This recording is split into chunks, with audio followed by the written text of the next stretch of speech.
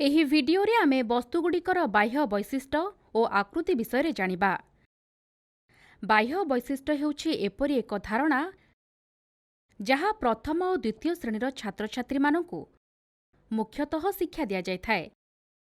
ସାଧାରଣତଃ ଅଳ୍ପ ବୟସର ପିଲାମାନେ ନିଜ ଚତୁଃପାର୍ଶ୍ୱରୁ ଅନେକ ଶିକ୍ଷା ଗ୍ରହଣ କରିଥାନ୍ତି ଏବଂ ତାପରେ ସେମାନେ ଅନ୍ୟାନ୍ୟ ଜିନିଷ ଶିଖିବା ପାଇଁ ଆଗ୍ରହ ପ୍ରକାଶ କରିଥାନ୍ତି। ତେଣୁ ବାହ୍ୟ ବୈଶିଷ୍ଟ୍ୟ ସ୍ଥାନିକ ବୁଝାମଣା ହେଉଛି ପ୍ରଥମ ବିଷୟ ଯାହା ସେମାନେ ବିଦ୍ୟାଳୟରେ ପଢ଼ୁଥିବା ଗଣିତ ବିଷୟରେ ଶିଖିଥାନ୍ତି। ପ୍ରାଥମିକ ଶ୍ରେଣୀରେ ପିଲାମାନେ ବାହ୍ୟ ବୈଶିଷ୍ଟ୍ୟ ଆଧାରିତ କେଉଁ କେଉଁ ଧାରଣାଗୁଡ଼ିକୁ ବୁଝିବେ ତାହା ଏନ୍ସିଇଆର୍‌ଟି ଦ୍ୱାରା ଉଲ୍ଲେଖ କରାଯାଇଛି।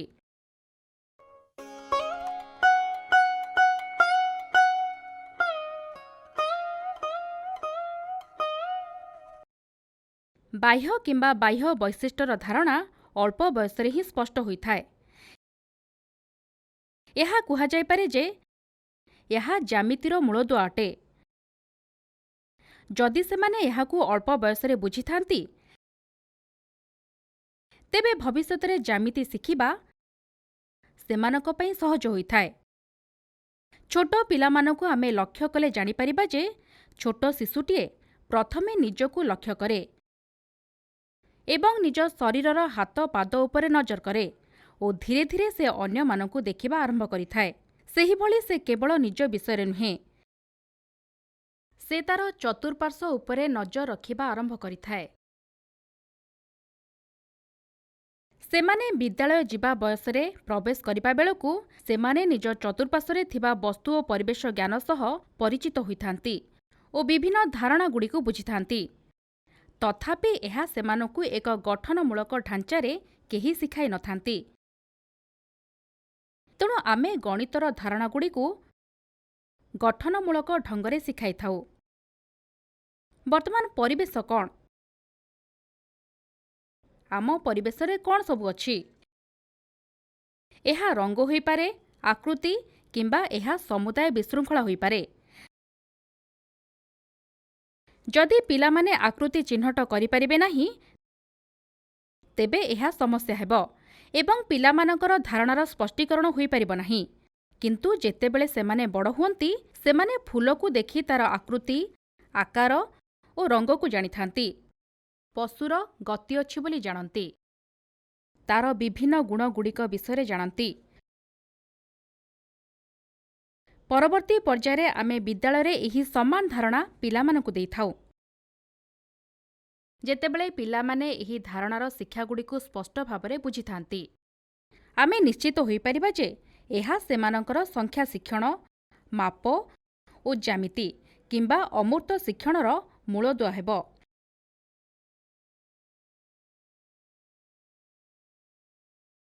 ଆସ, ଏହା ବିଷୟରେ ଆଉ କିଛି ଅଧିକ ବୁଝିବା। ପ୍ରଥମ ଭିଡିଓରୁ ଆମେ ବୁଝିଲୁ ଯେ ଗଣିତ ଶିକ୍ଷଣ ମଜାଳିଆ ହେବା ଉଚିତ। ଆମ ବିଚାରଧାରା ଅନୁସାରେ ଖେଳ ମାଧ୍ୟମରେ ଗଣିତ ଶିକ୍ଷଣ ଅଧିକ ଫଳପ୍ରଦ ହୋଇଥାଏ। ସେହି ଦୃଷ୍ଟିରୁ ଆମେ କିପରି ଏହି ଧାରଣା ଶିଖାଇପାରିବା?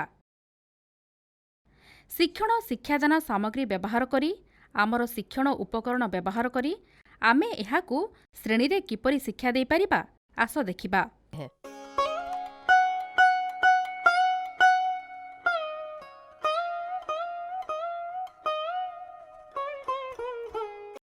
ଏହା ହେଉଛି ଅନୁସନ୍ଧାନ ଏବଂ ବ୍ୟାଖ୍ୟା ପର୍ଯ୍ୟାୟ। ପିଲାମାନେ ବାହ୍ୟ ବୈଶିଷ୍ଟ୍ୟର ଧାରଣାକୁ ଠିକ୍ରେ ବୁଝିଛନ୍ତି କି ନାହିଁ, ଶିକ୍ଷକମାନେ ନିରୀକ୍ଷଣ କରିବା ଉଚିତ। ବାହ୍ୟ ବୈଶିଷ୍ଟ୍ୟ ଓ ଆକୃତିର ଧାରଣାକୁ ବୁଝିବା ପାଇଁ ଆମେ କେଉଁ ଶିକ୍ଷଣ ଉପକରଣ ବ୍ୟବହାର କରିବା? ଶିକ୍ଷଣ ଉପକରଣଗୁଡ଼ିକୁ ଆମେ ଟିଏଲ୍ଏମ୍ କହିଥାଉ। ଆସ ଦେଖିବା। ଏହି ଟିଏଲ୍ଏମ୍‌କୁ ଆମେ ଶିକ୍ଷାଦାନରେ କିପରି ବ୍ୟବହାର କରିପାରିବା? ଏଗୁଡ଼ିକ ବର୍ଗଗୋଟି, ଯାହାକି ଇଭିଏ ପଦାର୍ଥରେ ନିର୍ମିତ। ଏହାକୁ ପାଣିରେ ବୁଡ଼ାଇ ବୋର୍ଡରେ କିମ୍ବା ଟେବୁଲ ଉପରେ କିମ୍ବା ଭୂମିରେ କିମ୍ବା ବେଞ୍ଚରେ ବ୍ୟବହାର କରାଯାଇପାରେ। ବାସ୍ତବ ପର୍ଯ୍ୟାୟରେ କାର୍ଯ୍ୟକଳାପ କରାଯାଇପାରିବ। ବେଷ୍ଟେନ୍ ବ୍ଲକ୍। ଆମ ପାଖରେ ବେଷ୍ଟେନ୍ ବ୍ଲକ୍, ହଳଦିଆ କ୍ୟୁବ୍ ଓ ନାଲି କ୍ୟୁବ୍‌ର ଏକ ସେଟ୍ ଅଛି। ଏହି ଦୁଇଟି ଶିକ୍ଷଣ ଉପକରଣକୁ ଏହି ଧାରଣା ଶିକ୍ଷା ଦେବା ପାଇଁ ବ୍ୟବହାର କରିବା। ଏଗୁଡ଼ିକ କଠିନ ବ୍ଲକ୍ ଯେହେତୁ ଏଗୁଡ଼ିକର ଲିଡ୍ ଅଛି। ଏହା ଏକ ବାକ୍ସ ପରି ବ୍ୟବହାର କରୁ।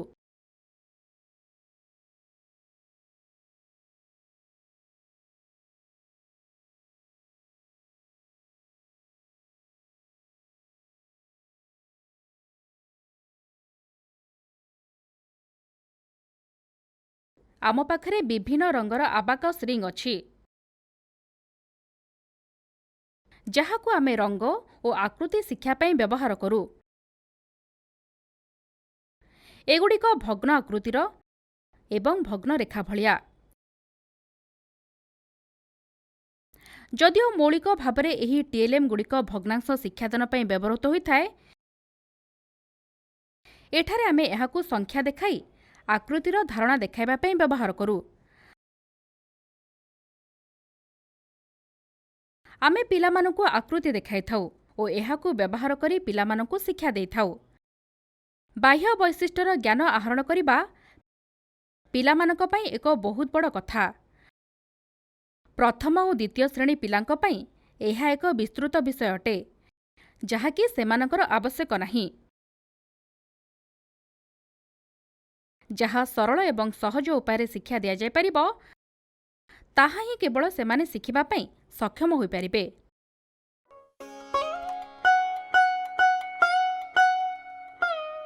ବର୍ତ୍ତମାନ ଆମେ କ'ଣ ଶିଖିବା?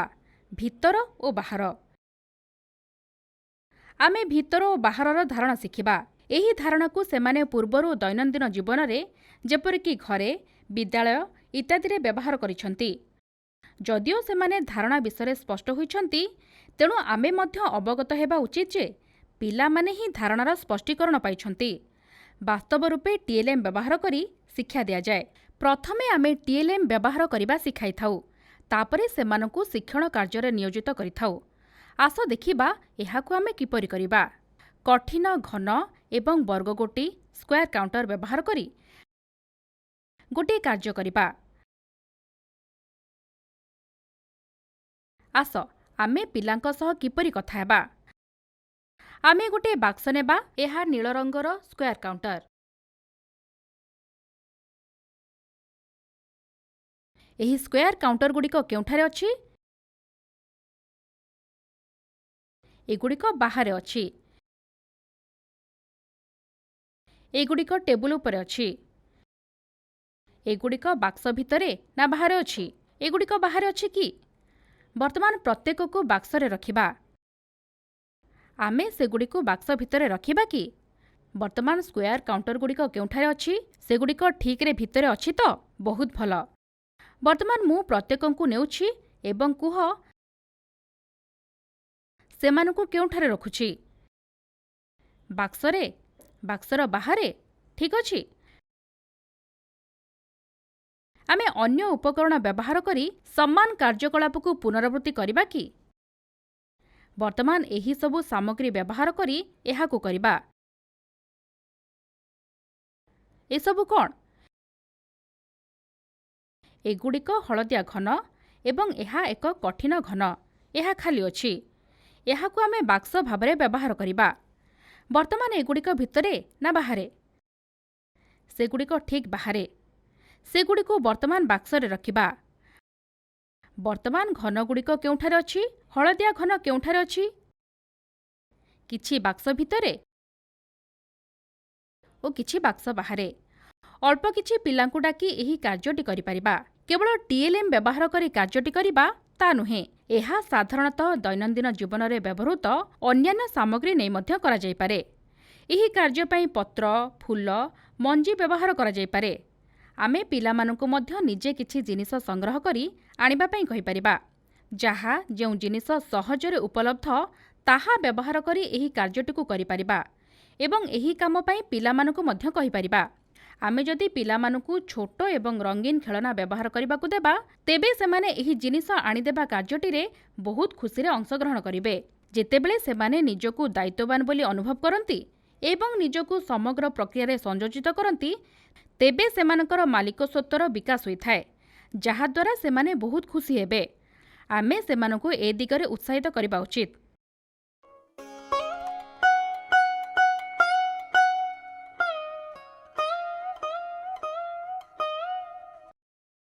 ବାସ୍ତବ ରୂପେ ଆମେ ବିଭିନ୍ନ କାର୍ଯ୍ୟ ପରିଚାଳନା କଲୁ। ପିଲାମାନଙ୍କୁ ନେଇ ଶ୍ରେଣୀଗୃହରେ ମଧ୍ୟ ଏହିପରି କାର୍ଯ୍ୟ କରାଯାଇପାରେ। ଶ୍ରେଣୀଗୃହରେ ଏକ ଚକ୍ ନେଇ ବୃତ୍ତଟି ଆଙ୍କିବା ଓ ସମସ୍ତ ପିଲାମାନଙ୍କୁ ବୃତ୍ତର ଚାରିପାଖରେ ଠିଆ ହେବା ପାଇଁ କହିବା, ଯାହାକି ସର୍କଲ ଟାଇମ୍ ଭାବେ ପରିଚିତ। ଶିକ୍ଷକ ବୃତ୍ତ ମଝିରେ ରହିବେ।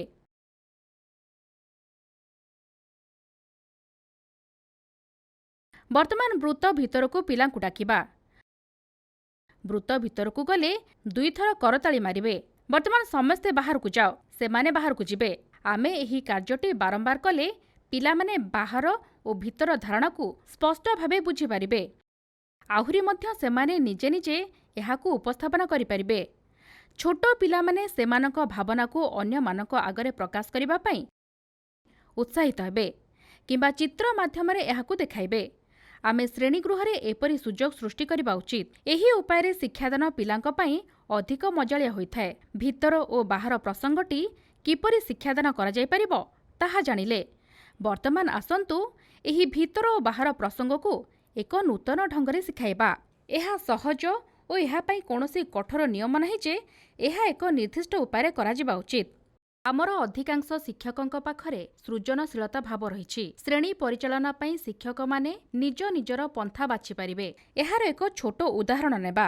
ବର୍ତ୍ତମାନ ଆମେ ଏଠାରେ ଏକ ସ୍କୁଲ ବ୍ୟାଗ୍ ଅଙ୍କନ କରୁଛୁ, ଠିକ୍ ଅଛି, ଯାହାକି ଆମେ ଗାର ଟାଣି ଆଗରୁ ଯୋଡ଼ିଛେ। ଏହି ବ୍ୟାଗ୍ ଭିତରେ କ'ଣ ଅଛି? ଆପଣ ଏହି ବ୍ୟାଗ୍ ଭିତରେ କ'ଣ କ'ଣ ରଖିପାରିବେ? ସେହି ଜିନିଷଗୁଡ଼ିକର ଚିତ୍ର କରିପାରିବ କି? ବିଦ୍ୟାଳୟକୁ ଆସିବା ବେଳେ ବହି ଆଣ। ବହିର ଚିତ୍ର ଅଙ୍କନ କରିପାରିବ କି? ଏହା ଛଡ଼ା ଆଉ କ'ଣ ଆଣ? ଏକ ପେନ୍ସିଲ ବାକ୍ସ ଆଣିଛ, ଠିକ୍ ଅଛି। ଆମେ ଏହି ବ୍ୟାଗ୍ ଭିତରେ ଏକ ପେନ୍ସିଲ ବକ୍ସ ଆଙ୍କିପାରିବା। ଆଉ କ'ଣ? ଚକୋଲେଟ୍ ଆଣ। ତାହେଲେ ଚକୋଲେଟ୍ ଅଙ୍କନ କରିବା। ଆସ ଦେଖିବା କିଏ ଚକୋଲେଟ୍ର ସୁନ୍ଦର ଚିତ୍ର ଆଙ୍କୁଛି। ତୁମେ କେତୋଟି ଚକୋଲେଟ୍ ପାଇଛ? ବହୁତ ଗୁଡ଼ିଏ ଚକୋଲେଟ୍। ତେବେ କେତେ ଚକୋଲେଟ୍ ଚାହୁଁଛ ତାର ଚିତ୍ର କର।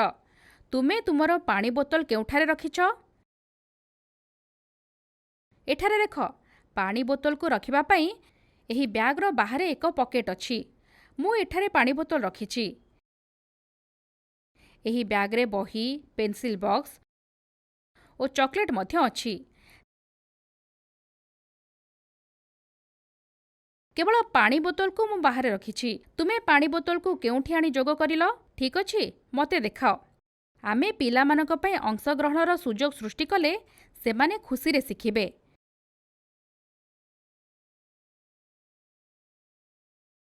କେବଳ ଏତିକି ନୁହେଁ, କାର୍ଯ୍ୟ ଶେଷ ପରେ ଆମେ ଦୈନନ୍ଦିନ ଜୀବନରେ ଏହି ଧାରଣାକୁ କେଉଁଠାରେ ବ୍ୟବହାର କରିବା ତାହା ପିଲାମାନଙ୍କ ସହିତ ଆଲୋଚନା କରିବା। ଆମେ ଭିତର ଓ ବାହାରେ ଶବ୍ଦଗୁଡ଼ିକ କେଉଁଠାରେ ବ୍ୟବହାର କରୁ? ଏହାର ଧାରଣା ପିଲାମାନଙ୍କ ପାଇଁ ବିସ୍ତୃତ ଅଟେ। ସେମାନଙ୍କୁ ପଚାରିବା, ଏହି ବାହାର ଓ ଭିତର ଶବ୍ଦଗୁଡ଼ିକ ଆମେ କେଉଁଠାରେ ବ୍ୟବହାର କରୁ? ତାପରେ ପିଲାମାନେ ଉତ୍ତର ଦେବେ, ଚକୋଲେଟ୍ଟି ପାଟି ଭିତରେ ଅଛି। ଚକୋଲେଟ୍ଟି ବାହାରକୁ କାଢ଼ି କହିବା, ଏହା ପାଟି ବାହାରେ ଅଛି। ଏକ ଫଟୋ ଫ୍ରେମ୍ରେ ଚିତ୍ରଟିକୁ ଦେଖାଇ ପଚାରିବା, ଚିତ୍ରଟି ବାହାରେ ଅଛି ନା ଭିତରେ ଅଛି? ଆଜି ଯିଏ ଶ୍ରେଣୀରେ ଉପସ୍ଥିତ ଅଛନ୍ତି ସେ ଶ୍ରେଣୀଗୃହ ଭିତରେ, ଯିଏ ଅନୁପସ୍ଥିତ ସେ ଶ୍ରେଣୀ ବାହାରେ ଅଛି। ପ୍ଲେଟ୍ରେ ଥିବା ଭାତ ଓ ତରକାରୀ ଦେଖାଇ ପଚାରିବା, ପାଣି ଗ୍ଲାସ୍କୁ ଆମେ ପ୍ଲେଟ୍ ଭିତରେ ରଖୁ ନା ଏହା ବାହାରେ ରଖାଯାଏ? ଅଧିକରୁ ଅଧିକ ଉଦାହରଣ ଦେଇ ପିଲାମାନଙ୍କୁ ଉତ୍ସାହିତ କରିବା, ଯେପରିକି ପିଲାମାନେ ଖୁସିରେ ଶିଖିବେ। ଏବେ ଆମର ପରବର୍ତ୍ତୀ ଲକ୍ଷ୍ୟ ଉଦ୍ଦେଶ୍ୟ କ'ଣ? ଆମେ ପିଲାମାନଙ୍କୁ ଶିକ୍ଷଣ କାର୍ଯ୍ୟ ମାଧ୍ୟମରେ ଶିକ୍ଷା ଦେଇଛୁ। ଶିଖିବା ପାଇଁ ବିଭିନ୍ନ ସୁଯୋଗ ସୃଷ୍ଟି କରିଛୁ। ଉପସ୍ଥାପନା ମାଧ୍ୟମରେ କାର୍ଯ୍ୟ ପରିଚାଳନା କରିଛୁ। ତାପରେ ସେମାନେ ଦିଆଯାଇଥିବା ଧାରଣାକୁ ଠିକ୍ରେ ବୁଝିଛନ୍ତି କି ନାହିଁ ତାହା ଜାଣିବା ପାଇଁ ଆକଳନ କରିବା ଆବଶ୍ୟକ। ସେମାନେ କେଉଁ ପ୍ରକାର ଭୁଲ କରିପାରନ୍ତି? ଆମେ ଭିତର ଓ ବାହାର ବିଷୟରେ ଆଲୋଚନା କରିଛୁ। ସେମାନେ ଭିତର ଓ ବାହାରେ ପ୍ରସଙ୍ଗରେ କିଛି ଦ୍ୱନ୍ଦ୍ୱରେ ଅଛନ୍ତି କି ତାହା ଆମକୁ ଯାଞ୍ଚ କରିବାକୁ ପଡ଼ିବ। ପୁନର୍ବାର ଆମେ ପିଲାଙ୍କ ହାତରେ କିଛି ଜିନିଷ ଦେଇ ତାହାକୁ ବାକ୍ସ ଭିତରେ ରଖିବାକୁ କହିବା। ଯଦି ପିଲାଟି ଜିନିଷଟିକୁ ବାହାରେ ରଖିବ ନା ଭିତରେ ରଖିବ, ତେବେ ସେହି ଧାରଣାଟିକୁ ବୁଝିପାରିଛି ବୋଲି ଜାଣିବା। କିମ୍ବା ଯଦି ସେ ଏହାକୁ ଉପର କି ତଳକୁ କିମ୍ବା ଅନ୍ୟ କୌଣସି ସ୍ଥାନରେ ରଖେ, ତେବେ ଏହା ସ୍ପଷ୍ଟ ହେଉଛି ଯେ ପିଲାଟି ଧାରଣାଟିକୁ ଭଲ ଭାବରେ ବୁଝିପାରି ନାହିଁ। ଏହାକୁ ଆମେ ପୁନରାବୃତ୍ତି କରିବାକୁ ପଡ଼ିପାରେ। ପରବର୍ତ୍ତୀ କାର୍ଯ୍ୟ ଶିକ୍ଷାକୁ ଯିବା ପୂର୍ବରୁ କାର୍ଯ୍ୟ 1 ଓ 2କୁ ପୁଣି ଥରେ ଧୈର୍ଯ୍ୟର ସହ ପିଲାଙ୍କୁ ବୁଝାଇବାକୁ ହେବ।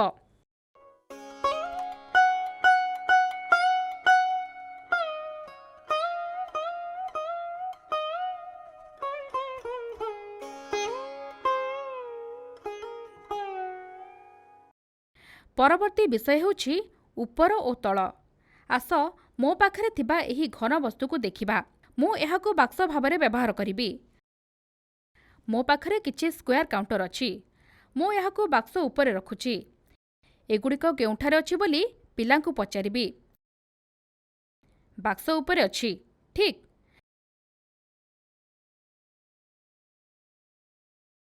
ଏହାପରେ ମୁଁ ସ୍କୋୟାର କାଉଣ୍ଟରଗୁଡ଼ିକୁ ଗୋଟି ଗୋଟି କରି ଟେବୁଲ ଉପରେ ରଖିବି। ପୁଣି ପଚାରିବି, ଏହି ସ୍କୋୟାର କାଉଣ୍ଟରଗୁଡ଼ିକ କେଉଁଠାରେ ଅଛି? ବର୍ତ୍ତମାନ ଏହା ବାହାରେ ଅଛି। ଏହା ଭିତରେ ନୁହେଁ, ବାହାରେ ଅଛି। ଏହା ବାକ୍ସ ଉପରେ ଅଛି ନା ତଳେ ଅଛି? ଏହା ବାକ୍ସ ଉପରେ ଅଛି କି? ନା, ଏହା ଡାହାଣ ପାର୍ଶ୍ୱରେ ତଳେ ଅଛି। ଯଦି ଆମେ ବାକ୍ସକୁ ସ୍କୋୟାର କାଉଣ୍ଟର ଉପରେ ରଖି ସ୍କୋୟାର କାଉଣ୍ଟର କେଉଁଠାରେ ଅଛି ବୋଲି ପିଲାଙ୍କୁ ପଚାରିପାରିବା, ସେହି ସ୍କୋୟାର କାଉଣ୍ଟରଗୁଡ଼ିକ ବାକ୍ସ ଉପରେ ନାହାନ୍ତି କି ବାକ୍ସ ବାହାରେ ନାହାନ୍ତି, ସେଗୁଡ଼ିକ ବାକ୍ସ ତଳେ ଅଛି। ଆମେ ଅନ୍ୟାନ୍ୟ ସାମଗ୍ରୀ ବ୍ୟବହାର କରି ମଧ୍ୟ ଏହି କାର୍ଯ୍ୟଟିକୁ କରିପାରିବା। ବର୍ତ୍ତମାନ ଏହା ସେମାନଙ୍କୁ ସହଜରେ ବୁଝିହେବ। ଏହା କେଉଁଠାରେ ଅଛି? ଏହା ବାକ୍ସରେ ଅଛି। ଏହି ପଟିଗୁଡ଼ିକୁ ବାକ୍ସ ତଳେ ରଖିବା। ଏହିପରି ଭାବେ ପିଲାମାନେ ଉପର ଓ ତଳ ସମ୍ବନ୍ଧରେ ଧାରଣା ପାଇପାରିବେ।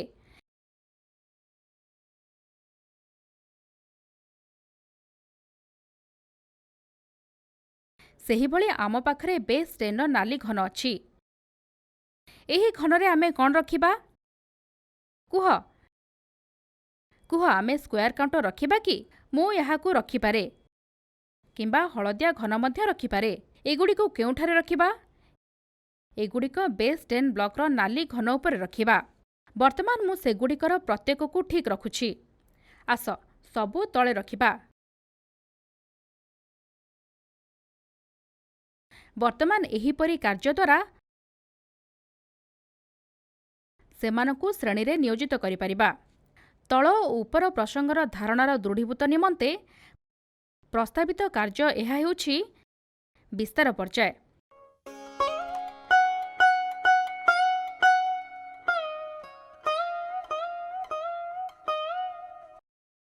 ଏବେ ଶ୍ରେଣୀରେ ସମସ୍ତ ଶିକ୍ଷାର୍ଥୀଙ୍କୁ ପଚାରିବା ଯେ ଏହି ଶ୍ରେଣୀରେ ଲାଇଟ୍ଟି କେଉଁଠାରେ ଦେଖୁଛ?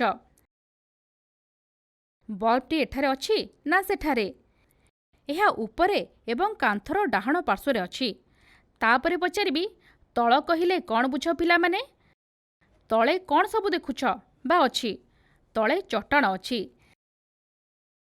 ସେହିପରି ଉପରେ କ'ଣ ଅଛି ବୋଲି ପଚାରିପାରିବା।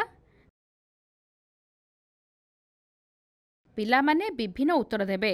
ଶିକ୍ଷକ ପିଲାମାନଙ୍କୁ ପର୍ଯ୍ୟବେକ୍ଷଣ କରିବେ ଓ ବାହ୍ୟ ବୈଶିଷ୍ଟ୍ୟର ଧାରଣାର ଜ୍ଞାନ କଥା ଏହି ଧାରଣାକୁ ସେମାନେ କିପରି ପ୍ରୟୋଗ କରିଛନ୍ତି ତାର ଆକଳନ କରିବେ। ତେବେ ପୁନର୍ବାର ସେମାନଙ୍କୁ ଉଦାହରଣ ଦେବା। ଯେପରି ପିଲାମାନେ କୁହନ୍ତି ନଦୀ ଉପରେ ବହେ, କିନ୍ତୁ ଆମେ ତାକୁ ସଂଶୋଧନ କରି କହିବା ଯେ ନଦୀଟି ତଳକୁ ବହେ ଏବଂ ସୂର୍ଯ୍ୟ ଆକାଶରେ ଅଛି ବୋଲି କହି ବୁଝାଇବା। ଆସ ଦେଖିବା ଆମେ କିପରି ଏହାକୁ ଉପସ୍ଥାପନ କରିପାରିବା। ଆମେ ସେମାନଙ୍କୁ ବୋର୍ଡରେ କିମ୍ବା ଖାତାରେ ଅଙ୍କନ କରିବା ପାଇଁ କହିପାରିବା। ଟେବୁଲ ଅଙ୍କନ କରିବା ତୁମେ ସମସ୍ତେ ଜାଣିଛ କି? ନିଜ ଖାତାରେ ଏକ ଟେବୁଲର ଚିତ୍ର ଅଙ୍କନ କର।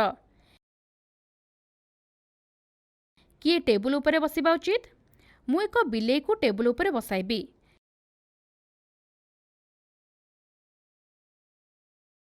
ପିଲାମାନେ ନିଜ ପସନ୍ଦର ଚିତ୍ର ଆଙ୍କି ଏହାକୁ ଟେବୁଲ ଉପରେ ରଖିପାରିବେ।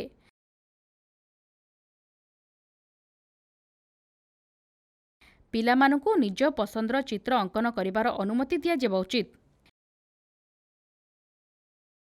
ଏହା ଚିତ୍ରାଙ୍କନ ଶ୍ରେଣୀ ନୁହେଁ, ଏହା ଏକ ଗଣିତ ଶ୍ରେଣୀ ଅଟେ। ତେଣୁ ଏହାକୁ ଆମେ ଭଲ ବୋଲି କହିବା। ସେମାନେ ଯାହା ଚାହୁଁଛନ୍ତି ଚିତ୍ର ଆଙ୍କିପାରିବେ ଓ ଇଚ୍ଛା ଅନୁଯାୟୀ ରଙ୍ଗ ମଧ୍ୟ ଦେବେ। ଏଥିପାଇଁ ଆମେ ଉତ୍ସାହିତ କରିବା ଆବଶ୍ୟକ। ଏହାଦ୍ୱାରା ସେମାନଙ୍କର ଆତ୍ମବିଶ୍ୱାସ ବଢ଼ିଥାଏ ଓ ଭବିଷ୍ୟତରେ ସେମାନେ ଏହାକୁ ଆଗ୍ରହର ସହିତ ଶିଖିପାରିବେ। ଏହା ହେଉଛି ଟେବୁଲ। ବିଲେଇ ଟେବୁଲ ଉପରେ ଅଛି କି? ଆପଣ ଟେବୁଲ ତଳେ କ'ଣ ଆଙ୍କିବେ? ମୁଁ ଏକ ଛୋଟ ବାଲ୍ଟିର ଚିତ୍ର କରୁଛି। ଆପଣ ଯେକୌଣସି ଚିତ୍ର ଆଙ୍କିପାରିବେ। ମୁଁ ଆଙ୍କିଥିବା ଚିତ୍ର ହିଁ କରିବା ପାଇଁ ବାଧ୍ୟତା ନୁହେଁ। ଶ୍ରେଣୀଗୃହର ଡାହାଣ ପାର୍ଶ୍ୱରେ ଏକ ଡଷ୍ଟବିନ୍ ଅଛି। ଆସ ଏହି ଡଷ୍ଟବିନ୍କୁ ଟେବୁଲ ତଳେ ରଖିବା। ଠିକ୍ ଅଛି? ବିଲେଇ କେଉଁଠାରେ ଅଛି? ଡଷ୍ଟବିନ୍ କେଉଁଠାରେ ଅଛି? ଡଷ୍ଟବିନ୍ ଟେବୁଲ ତଳେ ଅଛି। ଆଉ କିଛି ଅଙ୍କନ କରିପାରିବା କି?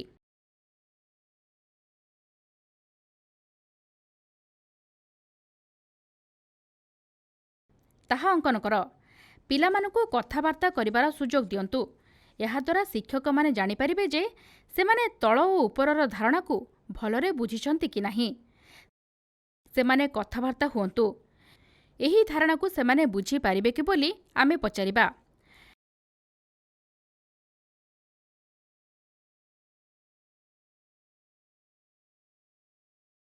ଭିତର, ବାହାର କିମ୍ବା ଉପର ଏବଂ ତଳ ଏହି ଶବ୍ଦଗୁଡ଼ିକୁ ଉପଯୁକ୍ତ ସ୍ଥାନରେ ପିଲାମାନେ ବ୍ୟବହାର କରୁଛନ୍ତି କି ନାହିଁ ତାହା ଆମେ ଅନୁଧ୍ୟାନ କରିବା। ଯଦି କିଛି ତ୍ରୁଟି କରୁଛନ୍ତି, ତେବେ ଆମେ ଧୈର୍ଯ୍ୟର ସହିତ ଧୀରେ ଧୀରେ ସଂଶୋଧନ କରିବା।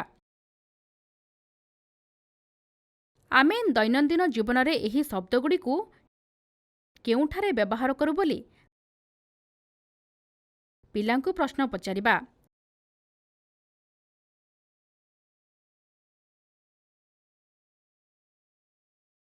ଯେତେବେଳେ ମା କିଛି ସ୍ନାକ୍ସ ତିଆରି କରିଥାନ୍ତି, ସେ ଏହାକୁ ଉପରେ ରଖନ୍ତି, ଯାହାଫଳରେ ପିଲାମାନେ ଏହାକୁ ଗୋଟିଏ ଦିନରେ ଶେଷ କରିପାରିବେ ନାହିଁ। ସେ ତଳେ କେଉଁ ସବୁ ଜିନିଷ ରଖନ୍ତି? ସାଧାରଣତଃ ଭାବେ ନିୟମିତ ବ୍ୟବହୃତ ହେଉଥିବା ଜିନିଷଗୁଡ଼ିକ ରୋଷେଇ ଘର ତଳେ ରଖାଯାଇଥାଏ। ଆଉ କ'ଣ କ'ଣ ସବୁ ତଳେ ରଖୁ? ନଡ଼ିଆ ଗଛର ନଡ଼ିଆ କେଉଁଠାରେ ଫଳିଥାଏ? ଏହା ଗଛର ଶୀର୍ଷରେ ଉପରେ ଅଛି କି? ନଡ଼ିଆ ଗଛର ଶୀର୍ଷ ଭାଗରେ ଅଛି। ଛୋଟ ଫୁଲ ଏବଂ ଘାସ କେଉଁଠାରେ ଅଛି? ସେଗୁଡ଼ିକ ପଡ଼ିଆରେ ଅଛି। ସେଗୁଡ଼ିକ ଉପରକୁ ଉଠିପାରନ୍ତିନି। ଏହିପରି ଭାବେ ଦୈନନ୍ଦିନ ଜୀବନର ବିଭିନ୍ନ ଉଦାହରଣ ଦ୍ୱାରା ପିଲାମାନଙ୍କୁ ତଳ ଓ ଉପର ଧାରଣା ଦେଇପାରିବା।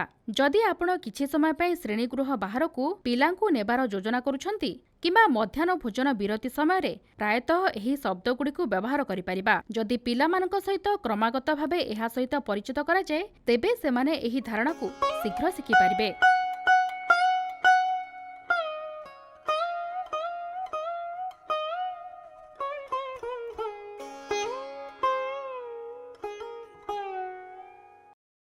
ସାଧାରଣତଃ ଦୈନନ୍ଦିନ ଜୀବନରେ ଆମେ ସ୍ଥାନିକ ବୁଝାମଣା, ବସ୍ତୁର ବାହ୍ୟ ବୈଶିଷ୍ଟ୍ୟ ଆଧାରିତ ବିଷୟଗୁଡ଼ିକରେ ଆମେ ଭିତର, ବାହାର, ଉପର, ତଳ ଇତ୍ୟାଦି ଶବ୍ଦର ବ୍ୟବହାର କରିଥାଉ। ଏହିଭଳି ଆହୁରି ଅନେକ ଶବ୍ଦ ବିଷୟରେ ମଧ୍ୟ ପିଲାମାନେ ଧାରଣା ପାଇବା ଉଚିତ। ଏହିପରି ଏକ ଧାରଣା ହେଉଛି ନିକଟ ଓ ଦୂର। ଯଦି ପିଲାମାନଙ୍କର ଦୂର ଓ ନିକଟର ଧାରଣାର ଭିତ୍ତିଭୂମି ଦୃଢ଼ ହୋଇଥାଏ, ତେବେ ଯେତେବେଳେ ଆମେ ସେମାନଙ୍କୁ ମାପର ଧାରଣା ଦେବା, ସେମାନେ ଏହାକୁ ସହଜରେ ବୁଝିପାରିବେ। ଆମେ ଶିକ୍ଷଣ ସାମଗ୍ରୀ ବ୍ୟବହାର କରି କିପରି ଦୂର ଓ ନିକଟ ଦେଖାଇପାରିବା? ଏହି ପ୍ରସଙ୍ଗରେ ଆମେ ନାଲି ଘନକୁ ବ୍ୟବହାର କରୁଛୁ।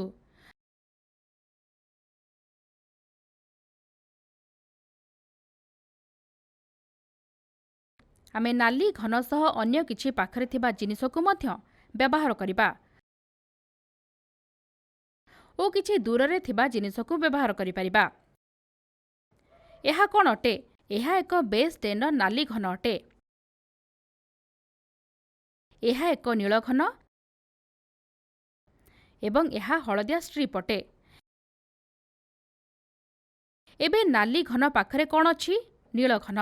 ଠିକ୍।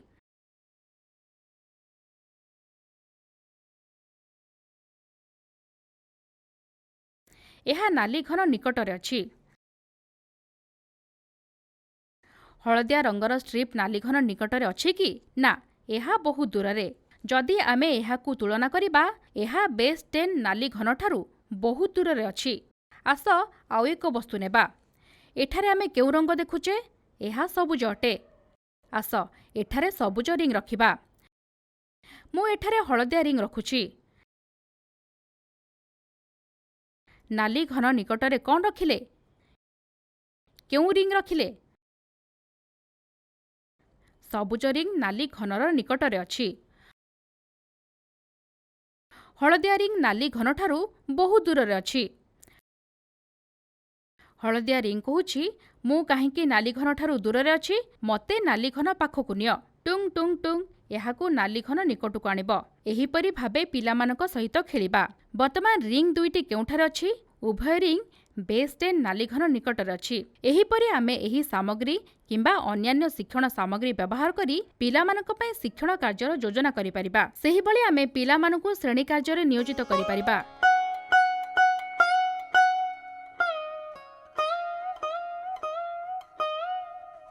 मु 2 जण शिक्षार्थी को डाकिबी।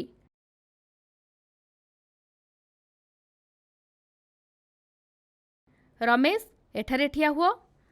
गौरी तुमे बहु दूररे ठिया हेब। पाखकु आस। एही कार्यगुड़िक श्रेणीगृहरे करा जाई परिब। तुमे तुम विद्यालय बाहारे बहुत बढ़िथिबा गछ देखिथिब। तुम श्रेणीगृह बाहारे गोलाप गछ अछि। नडिया गछ दूररे अछि।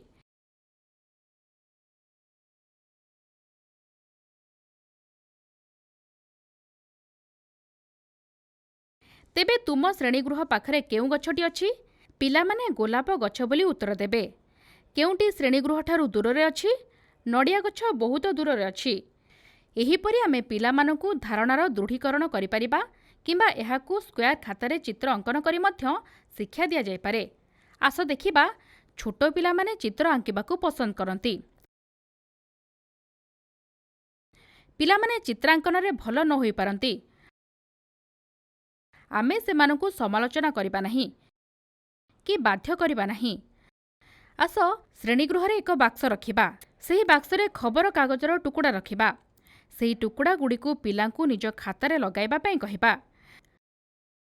जे चित्र आंकिबाकु पसंद करे नाही सेमाने एही कार्यटिकु गुरु दायित्व बोली कहिबे नाही।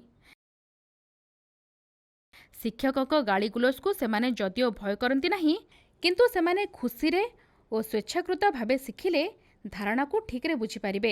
सेमानकु हैरान करिबा आमर उद्देश्य नुहे। आमे चित्र माध्यमरे दूर ओ निकटर धारणा देबा आवश्यक अटे। आमे कौन अंकन करिबा? एक घरर चित्र आंकिबा कि? तुमे समस्ते घरर चित्र किपरि अंकन करा जाए ताहा जानिछ। वर्तमान एक घरर चित्र अंकन कर। घरर झरका ओ कबाट अंकन कर। आमे एक घर आंकिबु। घर पाखरे कौन अछि? आमे एक फूल गछ आंकिबा कि? मते कुह घरठारु बहुत दूररे कौन सबु अछि? घरठारु बहुत दूररे नडिया गछ, पर्वत एवं पहाड़ देखा जाए। आमे सूर्यंकु मध्य देखि परिबा कि? सूर्य कौन घरठारु पाखरे अछि कि? नाही, से घरठारु बहुत दूररे अछि। सूर्यर चित्र आंकिबा। पिलामाने सुंदर चित्र आंकिछंती। सेमानंकु चित्र आंकिबार सुजोग देबा। किंतु विषयवस्तु बाहरर चित्र आंकिबा पई कहिबा नाही। विषयटी कौन सेमाने जानिबा उचित। आमे निकट ओ दूर विषयटीकु चित्र माध्यमरे उपस्थापन करिछु। सेमाने विषय बा प्रसंग बाहर कौनसी चित्र आंकिबा उचित नुहे। शिक्षक माने सेमानक उपरे तीक्ष्ण नजर रखिबा, धैर्यर सहित मार्गदर्शन करिबा उचित ओ परे सेमाने जहा बुझिछंती ताहा बुझाइबाकू कहिबा उचित। पिलामाने बुझाइबा बेले उत्साहित होई कार्यटी नेले शिक्षकंकु आकलन करिबा पई सहज होइथाय। सेमाने धारणाकू ठीकरे बुझिछंती कि? एहा कौन अटे? एहा एक घर। ये कौन? एहा एक उद्भिद अटे। उद्भिदटी केउठारे अछि? उद्भिदटी घर पाखरे अछि। एहा कौन अटे? एहा हेउछि सूर्य। सूर्य सेठारे अछंती। बहुत भल। सेमानक पाखरे एहार स्पष्ट धारणा रहिछि। सूर्य दूररे ना निकटरे अछंती? सेमाने जेउ भाषारे बुझुचंती आमे सेमानकु सेही भाषारे स्पष्ट भावे बुझाइबा।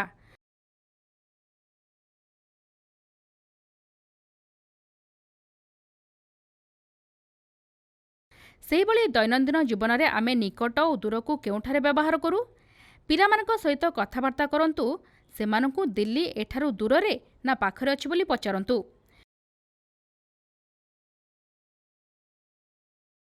किंबा अन्य कौनसी शिक्षण सामग्री देई एहा केउठारे अछि बोली पचारि पारिबा।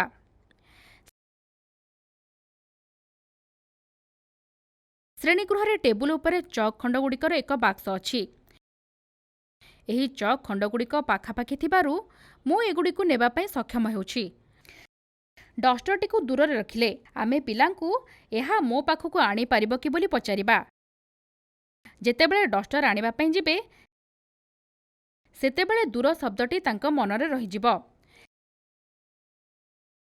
ସେ ଦୂର ଏବଂ ନିକଟ ବିଷୟରେ ସ୍ପଷ୍ଟ ଭାବେ ଜାଣିବେ। ଦୈନନ୍ଦିନ ଜୀବନର ଉଦାହରଣ ଦେଇ ପିଲାଙ୍କୁ ଧାରଣା ବୁଝାଇଲେ ତାହା ସେମାନେ ବୁଝିବାରେ ସହଜ ହୋଇଥାଏ।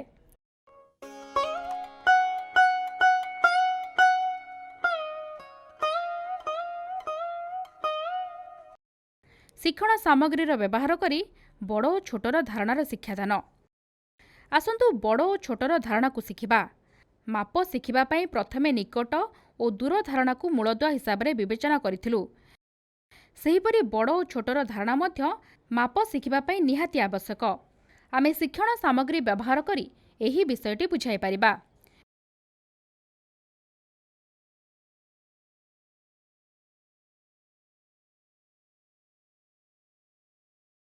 ଏହି ନାଲି ଷ୍ଟ୍ରିପ୍ଟି କିପରି ଦେଖାଯାଉଛି? ଏହା ନାଲି ରଙ୍ଗର ଅଟେ। ଏହା ଛୋଟ ନା ବଡ଼ ଅଟେ? ଏହା କେଉଁ ଷ୍ଟ୍ରିପ୍ ଅଟେ? ଏହା ଧଳା ରଙ୍ଗର ଷ୍ଟ୍ରିପ୍ ଅଟେ। ଏହା ଛୋଟ କି ବଡ଼ ଅଟେ? ନାଲି ତୁଳନାରେ ଧଳା ଷ୍ଟ୍ରିପ୍ ଛୋଟ ଅଟେ।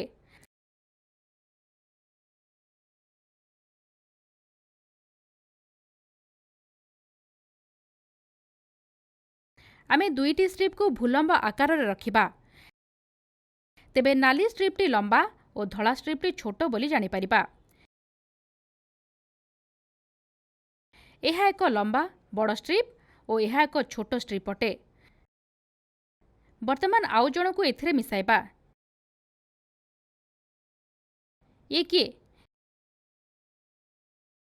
ଇଏ ହେଉଛି ହଳଦିଆ ସ୍କୋୟାର କାଉଣ୍ଟର। ସେଇଟା ଲମ୍ବା କି? ସେ ବହୁତ ଛୋଟ ଅଟେ।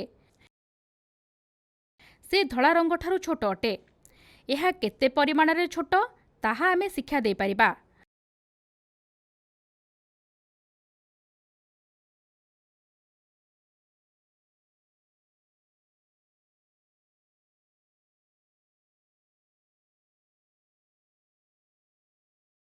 ଅନ୍ୟ ଏକ ଶିକ୍ଷଣ ସାମଗ୍ରୀ ବ୍ୟବହାର କରି ଧାରଣାକୁ ଆସ ଶିଖିବା। ଏହା ଏକ ନାଲି କଠିନ ଘନ ବ୍ଲକ୍ ଓ ଏହା ନୀଳ ଘନ ଅଟେ। ଏହି ଦୁଇଟି ମଧ୍ୟରୁ କେଉଁଟି ଲମ୍ବା? ନାଲି ବ୍ଲକ୍ଟି ଲମ୍ବା ଓ ନୀଳଟି ଛୋଟ ଅଟେ। ଯଦି ଆମେ ଏକ ହଳଦିଆ ସ୍କୋୟାର କାଉଣ୍ଟର ନେବା ତେବେ କେଉଁଟି ବଡ଼ ବା ଲମ୍ବା ଓ କେଉଁଟି ଛୋଟ ଅଟେ? ନାଲି ବ୍ଲକ୍ଟି ବଡ଼ ବା ଲମ୍ବା ଅଟେ ଏବଂ ହଳଦିଆଟି ଛୋଟ ଅଟେ। ସେହିଭଳି ବଡ଼ ଓ ସାନର ଧାରଣା ମଧ୍ୟ ଶିକ୍ଷା ଦିଆଯାଇପାରେ।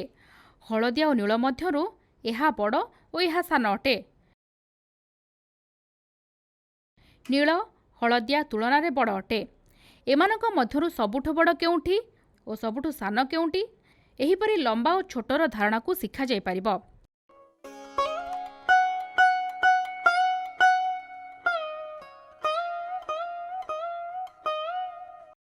ଲମ୍ବା ଏକ ଛୋଟ ବିଷୟରେ ପିଲାମାନେ ପ୍ରାୟତଃ ଆଲୋଚନା କରିଥାନ୍ତି। ଅଧିକ ଦିନ ଛୁଟି ପରେ ପିଲାମାନେ ଯେତେବେଳେ ଶ୍ରେଣୀଗୃହକୁ ଆସିଥାନ୍ତି ସେମାନଙ୍କର ଅଭିବୃଦ୍ଧି ଦେଖିହୁଏ।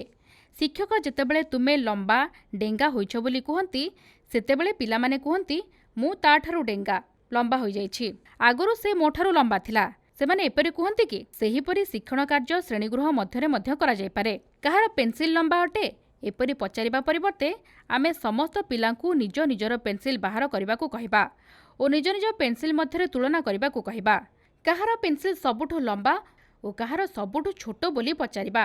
ବହୁତ ଲେଖିବା ପରେ ତୁମର ପେନ୍ସିଲ୍ଟି ମଧ୍ୟ ଛୋଟ ହୋଇଯିବ। ଏହିପରି ଭାବେ ଲମ୍ବା ଓ ଛୋଟର ଆଲୋଚନା କରାଯାଇପାରିବ। ସେମାନଙ୍କୁ ଚିତ୍ର ମାଧ୍ୟମରେ ଏହି କାର୍ଯ୍ୟଗୁଡ଼ିକୁ କରିବା ପାଇଁ କୁହାଯାଇପାରେ। ଆମେ ଏହା କରିବା କି? ଆସ ଆମେ ଏକ ଚିତ୍ର ଅଙ୍କନ କରିବା। ତାପରେ ଅନ୍ୟ ଏକ ଛୋଟ ଚିତ୍ର ଆଙ୍କିବା।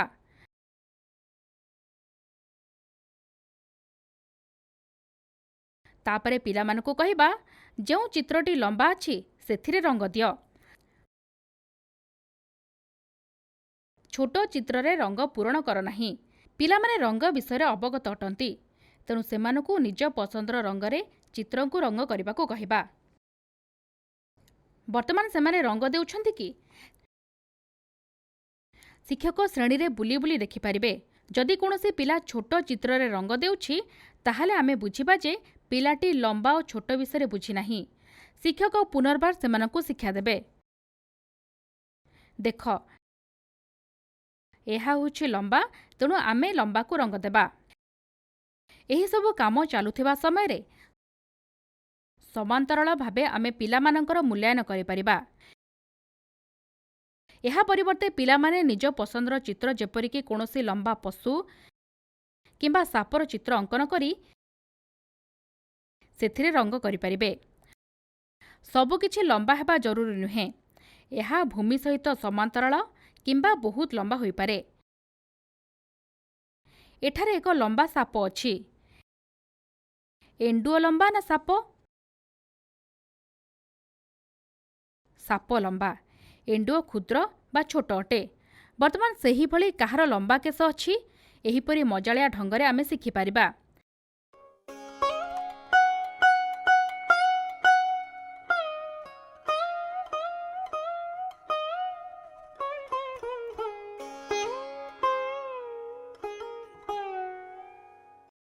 आमे बाह्य वैशिष्ट्य स्थानिक बुझामणा विषय शिखिले। एहा सहित मौलिक धारणा गुड़िको मध्य शिखिले। वर्तमान एही वस्तु जिनिस गुड़िको देखिबा। एही वस्तु गुड़िको आमे किपरि चिन्हट करिबा। पिलामाने प्रथम और द्वितीय श्रेणी रे पढ़िबा बेले वस्तु गुड़िकर चिन्हटीकरण शिखिथांती। तेणु सेमाने वस्तु गुड़िको चिन्हट करि परिबे। वस्तुर लक्षण अनुଯାयी पृथकीकरण करिबार कौशल पिलामानकु अधिकरु अधिक शिखाइबा उचित। पिलामानकु एही चिन्हटीकरण करिबा प्रक्रियाटी एक खेल परि लागे। तेणु सेमाने एहाकु बहुत खुशी रे करिथांती।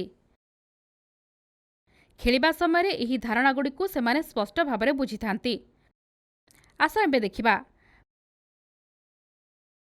वर्तमान एही समस्त शिक्षण सामग्री गुड़िको एठारे रखुछि। ठीक अछि। तापरे पिलांकु पचारिबा एहा कोन? एहा एक स्क्वायर काउंटर। ठीक अछि। एहा कोन अटे? आबाकस रिंग। पिलामाने सेगुड़िको छुई आकृति अनुसारे पार्थक्य को बुझिबा उचित। एहार गुण एहार गुणठारु भिन्न अटे। एहा किपरि भिन्न भिन्न अटे पिलामाने निजे निजे शिखि पारिबे। एहा एक हलदिया घन अटे। एहा अन्यठारु भिन्न अटे। ठीक अछि। वर्तमान मु एसबुको आकृति आधार रे अलगा करिबा पई कहिबी। केउंटी एहा भले अटे?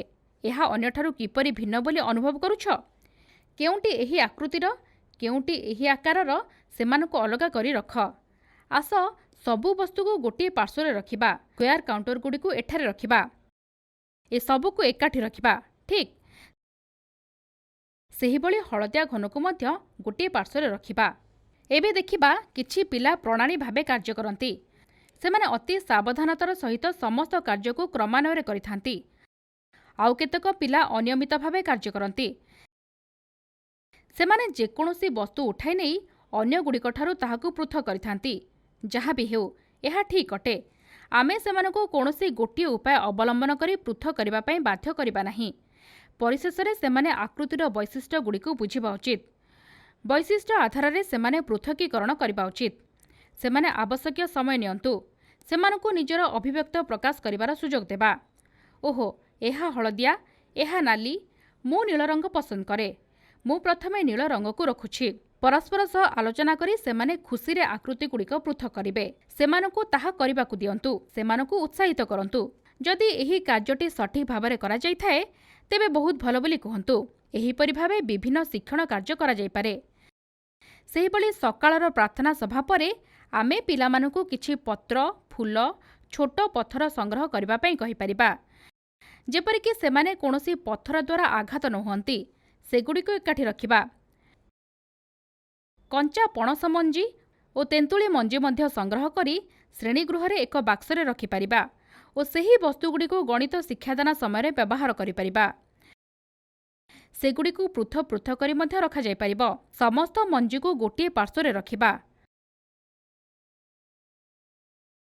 ବର୍ତ୍ତମାନ ଆମେ କ'ଣ କଲୁ?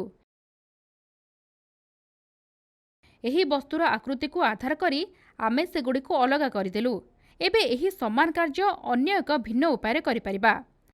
ଆମେ ସମସ୍ତେ ଏହି ବସ୍ତୁର ରଙ୍ଗ ବିଷୟରେ ଜାଣୁ, ତେଣୁ ରଙ୍ଗକୁ ଆଧାର କରି ମଧ୍ୟ ପୃଥକ୍ କରିବା ଉଚିତ। ଏହା କେଉଁ ରଙ୍ଗର? ଏହା ସବୁଜ ଅଟେ। ଏହା କେଉଁ ରଙ୍ଗର ଅଟେ? ଏହା ହଳଦିଆ। ଏହା ନାଲି। ଆମ ପାଖରେ ଅନ୍ୟ କୌଣସି ରଙ୍ଗ ଅଛି କି? ନାହିଁ, ଆମ ପାଖରେ କେବଳ ଏତିକି ରଙ୍ଗ ହିଁ ଅଛି। ଏହି ସବୁଜ ରଙ୍ଗ ଓ ଏହି ସବୁଜ ରଙ୍ଗ ଟିକେ ଟିକେ ଭିନ୍ନ ଅଟନ୍ତି, କିନ୍ତୁ ଆମେ ଉଭୟକୁ ସବୁଜ ରଙ୍ଗ ହିସାବରେ ନେବା। ଏହି ନାଲି ଓ ଏହି ନାଲି ଭିନ୍ନ ଭିନ୍ନ, କିନ୍ତୁ ଆମେ ଉଭୟକୁ ନାଲି ଭାବେ ନେବା। ଆମେ ସମସ୍ତ ବସ୍ତୁକୁ ସେମାନଙ୍କ ରଙ୍ଗ ଆଧାରରେ ପୃଥକ୍ ପୃଥକ୍ କରିବା। ଆମେ କେଉଁ ରଙ୍ଗରୁ ଆରମ୍ଭ କରିବା? ହଳଦିଆ ଘନଗୁଡ଼ିକ ଅଧିକ ସଂଖ୍ୟାରେ ଅଛି। ଆସ ପ୍ରଥମେ ଏଗୁଡ଼ିକୁ ଅଲଗା କରିବା। ନାଲିଗୁଡ଼ିକୁ ଏହି ପାଖରେ ରଖିବା ଓ ସମସ୍ତ ସବୁଜ ବସ୍ତୁଗୁଡ଼ିକୁ ଏହି ସ୍ଥାନରେ ରଖିବା। ଆଉ କେଉଁ ରଙ୍ଗ ବାକି ରହିଲା? ନୀଳ ରଙ୍ଗ ଏଠାରେ ଅଛି କି? ଆସ ସବୁ ନୀଳ ରଙ୍ଗଗୁଡ଼ିକୁ ଏଠାରେ ରଖିବା। ଠିକ୍ ଅଛି। ଏବେ ଏହା ସୁନ୍ଦର ଦେଖାଯାଉଛି।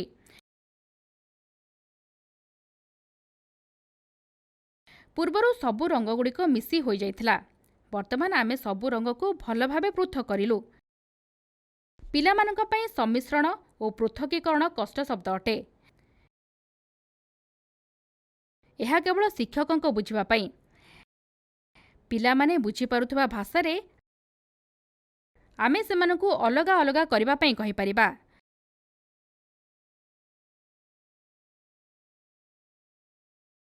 ଭିନ୍ନ ଭିନ୍ନ ବସ୍ତୁ ଯେପରିକି ଚୁଡ଼ିକୁ ନେଇ ମଧ୍ୟ ଏହି କାର୍ଯ୍ୟଟି କରାଯାଇପାରେ।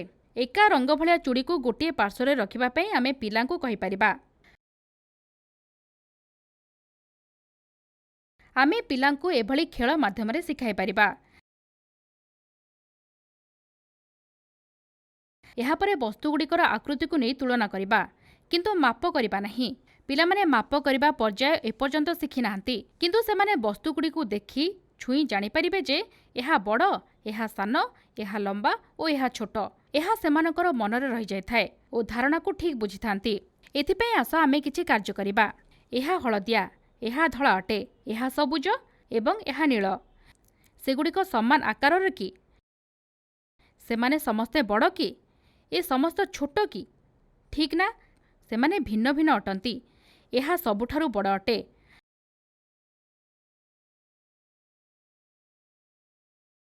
ବର୍ତ୍ତମାନ ଆମେ ଯଦି ଏହି ଦୁଇଟିକୁ ତୁଳନା କରିବା, କେଉଁଟି ବଡ଼, କେଉଁଟି ଛୋଟ?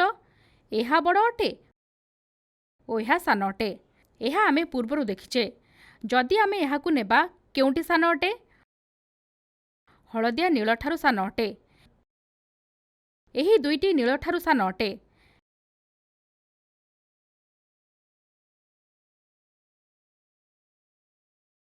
କେଉଁଟି ସାନ ଅଟେ?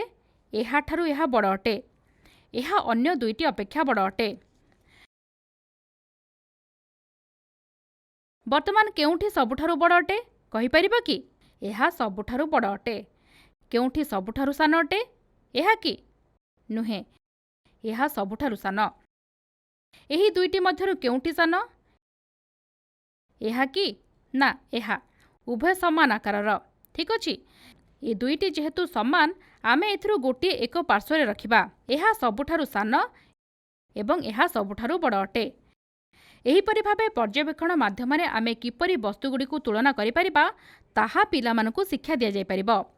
Pencil, pen, rubber, pencil box ଇତ୍ୟାଦିକୁ ବ୍ୟବହାର କରି ମଧ୍ୟ ପିଲାମାନଙ୍କୁ ଶିକ୍ଷା ଦିଆଯାଇପାରିବ। ଏହାକୁ ନେଇ ଖେଳ ମଧ୍ୟ ଖେଳାଯାଇପାରିବ। ଯେପରିକି ପିଲାଙ୍କୁ ନେଇ ଗୋଟିଏ ଦଳ ଗଠନ କରି କିମ୍ବା ଗୋଟିଏ ଦଳରେ ଥିବା ଏକ ପ୍ରକାର ବସ୍ତୁକୁ ଗୋଟିଏ ସ୍ଥାନରେ ଏକତ୍ରିତ କରି ଆମେ ସବୁଠାରୁ ବଡ଼ ଏବଂ ସବୁଠାରୁ ସାନର ତୁଳନା କରିପାରିବା।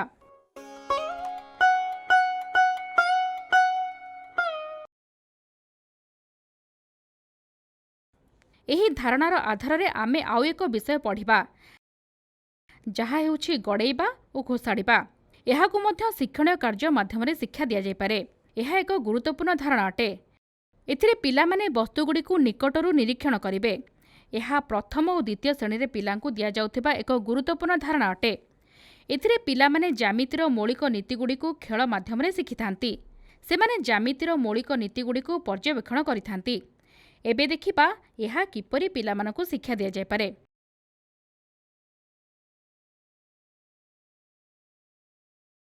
ଆମେ ଏହିସବୁ ବସ୍ତୁକୁ ଏପରି ଭାବେ ସଜାଡ଼ିବା। ଏହା ହେଉଛି ଏକ ଦଶମିକ ସେଟ୍ 1 ଅଟେ। ଏହାକୁ ଶ୍ରେଣୀଗୃହରେ ଏକ ଟେବୁଲ ଉପରେ ରଖି ସ୍ଲାଇଡ୍ ବା ଖସଡ଼ା ଭାବେ ବ୍ୟବହାର କରିବା। ଏହିପରି ଭାବେ ଆମେ ସଜାଡ଼ିବା। ଆସ ଆମେ କିଛି ବସ୍ତୁ ନେବା। ମୁଁ ଏହି ସମସ୍ତ ବସ୍ତୁ ନେଉଛି।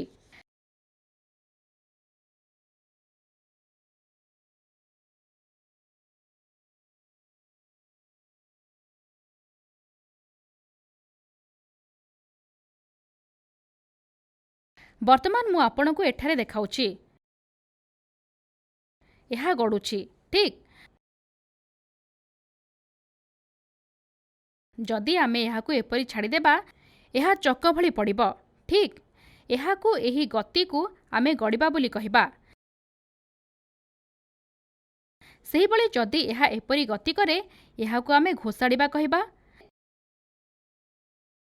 ବର୍ଷା ଦିନେ ତୁମେ ଦେଖିଥିବ ବହୁତ ପିଲା ଚାଲିବା ବେଳେ ଖସି ପଡ଼ିଯାଆନ୍ତି। ସେହିପରି ଭାବେ ଏହା ହେଉଛି ଘୋଷାଡ଼ିବା ବା ଖସିବା। ବର୍ତ୍ତମାନ ମୁଁ ତୁମକୁ ଗୋଟିଏ ପରେ ଗୋଟିଏ ଦେଖାଇବି। ତୁମେ ମୋତେ ଠିକ୍ କରି କହିବ ଏହା କେଉଁ ପ୍ରକାରର ଗତି ଅଟେ, ଠିକ୍ ଅଛି? ମୁଁ ଏହି ବଲ୍କୁ ଏଠାରୁ ଛାଡ଼ୁଛି। ବର୍ତ୍ତମାନ କ'ଣ ହେଲା? ଏହା ଘୋଷାଡ଼ିଲା କି? ନା, ଏହା ଠିକ୍ରେ ପଡ଼ିଗଲା। କ'ଣ ହେଲା? ଏହା ଠିକ୍ ଭାବେ ଗଡ଼ିଲାଣି ତ? ସେହିପରି ଭାବେ ମୁଁ ଯଦି ଏହାକୁ ନିଏ ଓ ଏଠାରେ ରଖେ, ଏହା ଆପେ ଆପେ ଘଟୁନାହିଁ। ମୁଁ ଏହାକୁ ଟିକେ ଠେଲିଲେ ଏହା ଖସୁଛି। ସେହିପରି ହଳଦିଆ ଘନ ମଧ୍ୟ ଘୋଷାଡ଼ି ହୋଇଯାଉଛି। ଯଦି ଆମେ ଏହାକୁ ନେବା, କ'ଣ ହେବ? ଏହା ଗଡ଼ିବ ନା ଘୋଷାଡ଼ି ହେବ? ଆସ ଦେଖିବା। ଏହା ଗଡ଼ୁନାହିଁ, ଏହା ପଡ଼ୁନାହିଁ କିମ୍ବା ଗଡ଼ୁନାହିଁ। ଏହା ଏକ ନୀଳ ଆୟତଘନ। ଏହା ହେଉଛି ବେସ୍ 10 ନାଲି ବ୍ଲକ୍। ଏହା ମଧ୍ୟ ଘୋଷାଡ଼ି ହେଉଛି।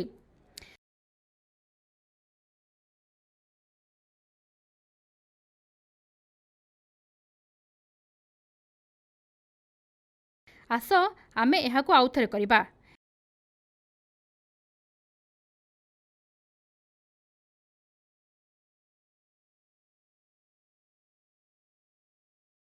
ପେନ୍ ନେଇ ଆମେ ଦେଖିଲେ କ'ଣ ହେବ? ଗୋଟିଏ କଲମ ନେଇ ଦେଖିବା କ'ଣ ହେଉଛି। କଲମ ନେଲେ ଏହା ଗଡ଼ିବ ନା ସ୍ଲାଇଡ୍ ବା ଘୋଷାଡ଼ି ହେବ? ଦେଖିବା, ଏହା ଗଡ଼ୁଛି, ଠିକ୍? ବର୍ତ୍ତମାନ ଦେଖିବା କ'ଣ ହେଉଛି। ଯଦି ଆମେ ଏହାକୁ ଏପରି ଭାବେ ରଖୁଛେ, ତାହା ଖସୁଛି ବା ଘୋଷାଡ଼ି ହେଉଛି। ଏହାକୁ ଯଦି ଆମେ ଏପରି ରଖୁଛେ, ତାହା ଗଡ଼ୁଛି। ଏହା କଲମ ଭଳିଆ ଗଡ଼ୁଛି।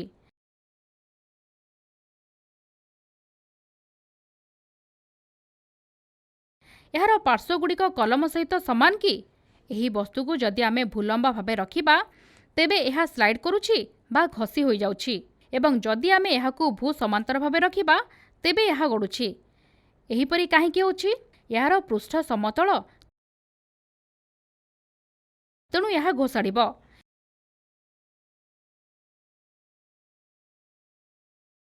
ଏହି ବସ୍ତୁର ପୃଷ୍ଠଟି ସମତଳ ନୁହେଁ, କିନ୍ତୁ ତାହା ଗୋଲାକାର ବା ବକ୍ର ଅଟେ।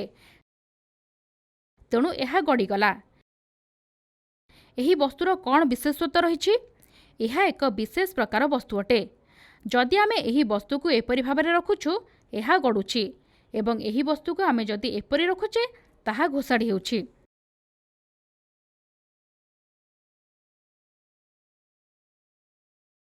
ଏଠାରେ ଦେଖ, ଏହାର ପୃଷ୍ଠଟି ସମତଳ, ଗୋଲାକାର ନୁହେଁ।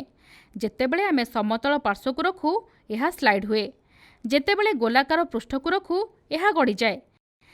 ବିଭିନ୍ନ ବସ୍ତୁ ନେଇ ଏହାକୁ ପରୀକ୍ଷା କରାଯାଇପାରେ ଏବଂ ଶିକ୍ଷା ଦିଆଯାଇପାରେ।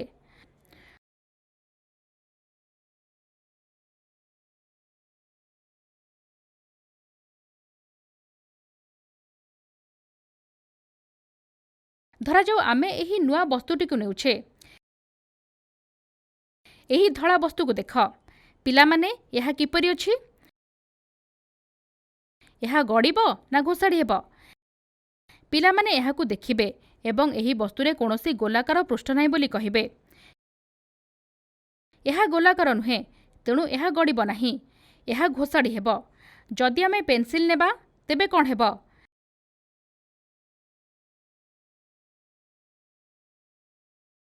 ପେନ୍ସିଲର ଗୋଲାକାର ପୃଷ୍ଠ ଅଛି, ତେଣୁ ଏହା ଗଡ଼ିବ। ଏହିପରି ଭାବେ ପିଲାମାନେ ନିଜେ ନିଜେ ଏହି ଧାରଣାକୁ ବୁଝି ଉତ୍ତର ଦେବେ। ଏହାକୁ ଭବିଷ୍ୟତରେ କେଉଁଠି ବ୍ୟବହାର କରିବା?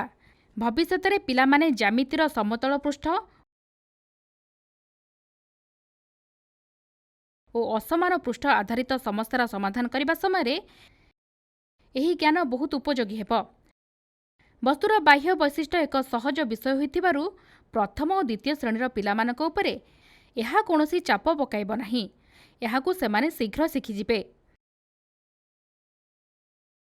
ପିଲାମାନେ ଯେପରି ଧାରଣାଗୁଡ଼ିକ ସ୍ପଷ୍ଟ ଭାବେ ବୁଝିବେ ଓ ସେମାନଙ୍କ ମନରେ କୌଣସି ପ୍ରକାର ଦ୍ୱନ୍ଦ୍ୱ ଯେପରି ନ ଉପୁଜେ, ସେଥିପ୍ରତି ଆମକୁ ବିଶେଷ ଧ୍ୟାନ ଦେବା ଆବଶ୍ୟକ। ଉଦାହରଣ ସ୍ୱରୂପ, ଯେତେବେଳେ ଆମେ ଉପର କିମ୍ବା ତଳ ବିଷୟରେ ପଚାରିଥାଉ, ସେ ଏହାକୁ ଠିକ୍ରେ ଦେଖାଇବା ଉଚିତ। ସେ ଭିତର ଦେଖାଇବା ଉଚିତ ନୁହେଁ। ଯେତେବେଳେ ଏହାକୁ ଉପରେ ରଖିବା ପାଇଁ କହିବା, ସେ ଉପରେ ରଖିବା ଉଚିତ। ସେ ଏହାକୁ ବାକ୍ସ ଭିତରେ ରଖିବା ଉଚିତ ନୁହେଁ। ଯଦି ସେ ତାହା କରେ, ଏହାର ଅର୍ଥ ସେ ଧାରଣାକୁ ବୁଝି ନାହିଁ।